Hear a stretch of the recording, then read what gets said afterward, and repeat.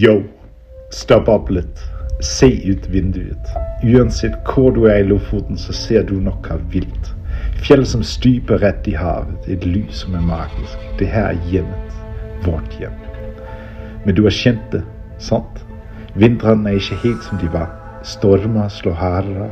Det snakkes mye om klima. Mye skummelt, mye fjernt. Men hva betyr det egentlig for oss?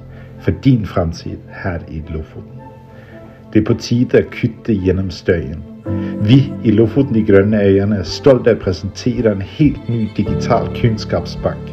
Ikke noe tørt skolepensum, men korte, hardslående filmer laget for dere.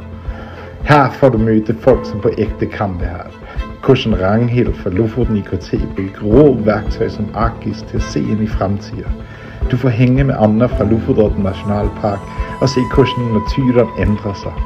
Du blir med Andi fra UiT ut i myra for å se hvordan alt på land henger sammen. Og med salt dykker vi dypt ned i havet for å sjekke livet der nede.